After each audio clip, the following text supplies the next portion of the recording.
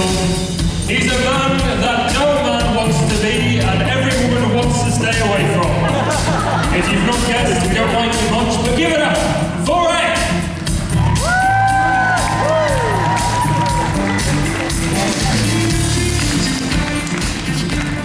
Yeah, just come on stage and kick me, mate. You grand climax. Okay, so it falls on me to introduce the stage from Torchwood, John Barrowman and Kai Owen.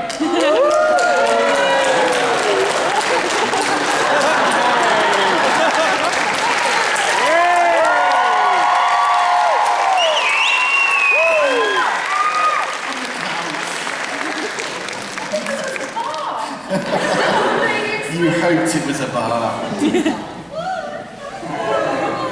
Oh, so this is the couch. So wait a second, you're not John Barrowman and Kai Owen. Hello, Alexa. Are you not going to be quiet? Are you going to be filthy? How many? Ask some really dirty questions. How many of you have been to a Torchwood Q&A before? You dirty bastards. You know what to expect? I don't have to do like a warning beforehand because... I will. Yeah. I will. If you... Oh. Hello. Small person. I'm sorry. It's a Torchwood panel. I will do my best, but she's very unruly. And she's probably handling nuts as we talk.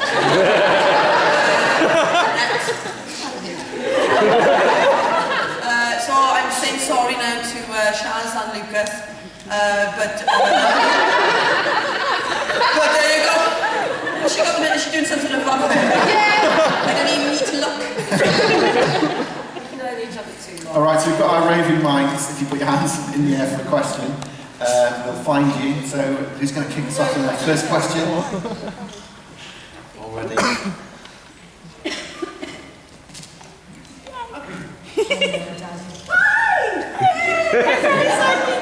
I'm even going to stand up. She was so nervous this morning, but now you're not. No. Right? There we go. This young lady was in a wheelchair last year and she said, next time I see you, I'm going to be standing up. And she is. So can you give her a round?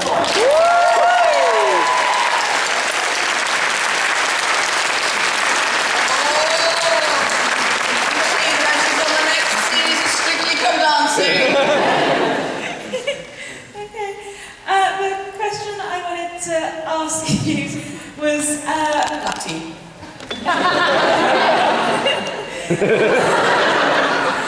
Which was the most difficult scenes for you each to film emotionally?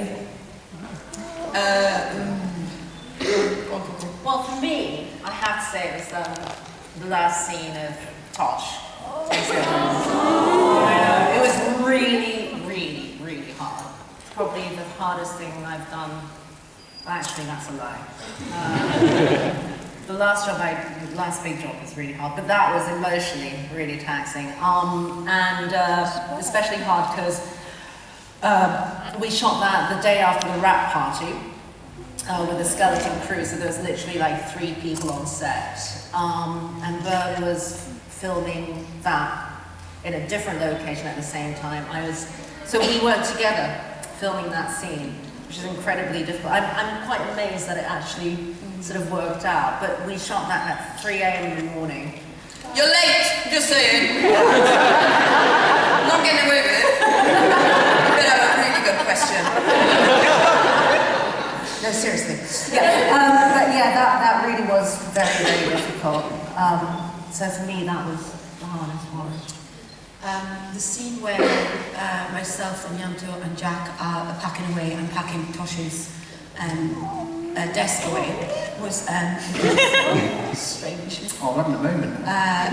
You made me cry. You made me sick. But packing Miss Tosh's desk up was very hard. Tears. Yeah, to put my glasses away was horrendous. And the tears that are from the 3 of us in that was absolutely for real. Of joy. Tears. when they shouted "cat," we all are party poppers. I started rubbing my breasts against the computer.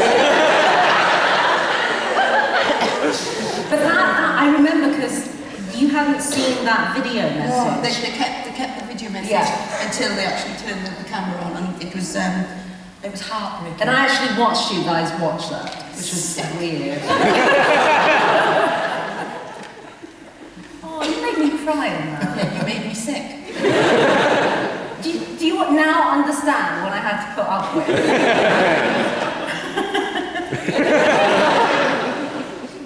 That was the hardest scene to watch as well. Yeah. And didn't Naoko and Byrne do an amazing job? Yeah. Amazing. Naoko did that entire thing in one take. And reading with her wasn't Byrne. Was like the first director who was like, you know, what are you doing now? Oh, don't go dying on me, Coco, don't go dying on me, Tosh. And she had to do it all to some guy reading, you know, on the other side of the camera, so excellent, superb. I love my job. Yeah, that was Started already. Okay, we've got another question then from the hands in the air. Let's continue.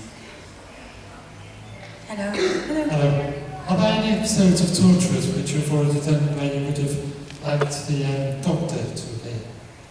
No. Yeah.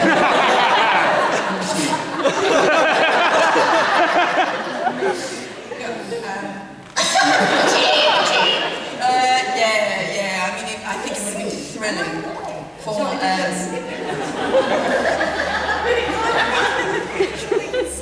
They can't see me now, can they? Snowdonia's taking the front row out.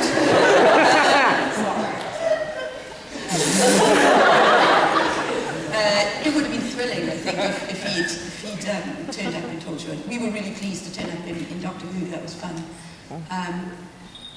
I mean, we're eternally grateful to Doctor Who because that's what, you know, that was our mum show when we gave birth to this horrendous monster. It was John Barrett.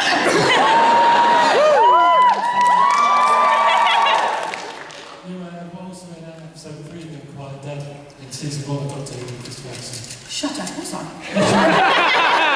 You were actually the hero who sacrificed yourself to save the world from the again. I don't know. Oh, trust you to bring the camera. Yes, I was in that, and that's the job that got me Gwen Cooper. So if I hadn't done that, I wouldn't be sitting here today. So I'm eternally grateful for Doctor Who and the City Dears.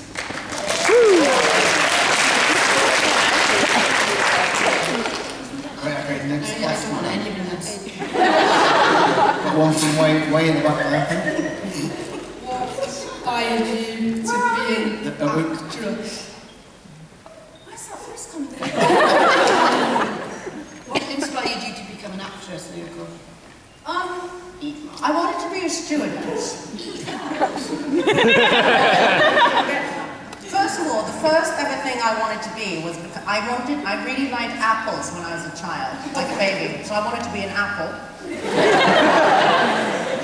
Until I realized you couldn't become an apple. And then I wanted to be a stewardess. And then realized that's really hard work. And then I wanted to be, I went to see my first Broadway show, Annie. And I didn't want to become an actress then, but I wanted to become a redhead orphan. Didn't quite sort of... Yes, I can arrange that. And for me, it really started as a hobby. And all of a sudden, it just kind of happened. Just really strange. But I mean, it just kind of happened, you know? But I think in my next life, I'd like to be a doctor. Is what I want. In your next life? Yeah. Or a forensic thingy, you know? Yes. People who do the yeah. Yes, me too. Yeah. Yes, I'm just very, very thankful that I shaved my legs today. I'm sitting up here going, what could have been embarrassing?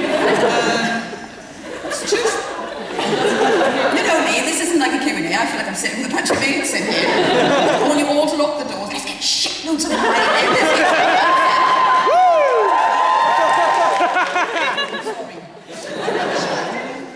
Sorry. Bucket legs. Coca-Cola. and loads of pizza. nobody else would have me.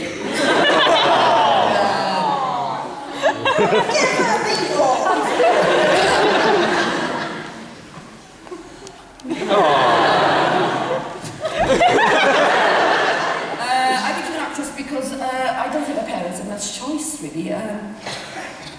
My father liked to drink. My father was a miner, and he liked to drink, and he had a terrible accident where he more or less blew his own leg off in the mine because he was an explosive expert in the mines. And he liked to drink, and he used to take me to the pub all the time, and I used to play pool and win him beer. Welcome to Swansea Vibes. But I was always, and then I was introduced to in the pub that always have things like Shirley Bassey on, and who I adore and love, and she's such an incredible performer. I understood it, and I always loved English. I always loved reading and books and stories. And where I was from, there was very little to do. Very little to do, and my mum didn't drive, so I had to kind of escape and be creative in my own way, and that was through books and movies. And that's where the love of what we do came from, because it helped me to escape, I suppose, a very kind of boring upbringing. It wasn't boring, it was beautiful, but it... Gee, all right!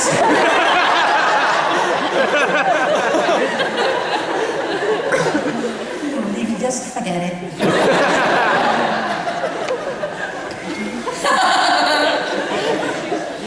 Go on, next question.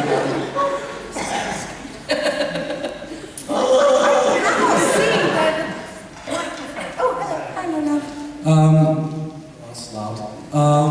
Well, I was wondering how, from Doctor Who, which is a relatively child-friendly program, how was Torchwood really born? How was it made? John Brown.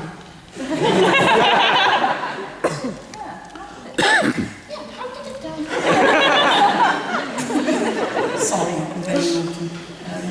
How was it born? Well, Russell had the idea for many, many years, and a lot of the storylines that are in Torchwood he couldn't put into Doctor Who because they're not child-friendly. So he always had this idea, and then obviously meeting the wonderful John Barrowman, and meeting a very disappointing Caputus and Myles, he thought, oh, this is what it is. So it moved from Russell having ideas for Doctor Who, I believe this is right, but couldn't actually get away with it. So I thought, oh, I have something on at 9 o'clock. So, you know, and it kind of derived from that. I also think that, you know, once you've worked with John Barrowman, you have to work with him again. Just because he is the most fantastic human being on the planet. But I'm never working with him again. Because every time I work with him, I end up dying. Honestly. No, it's true. She does. Who is that?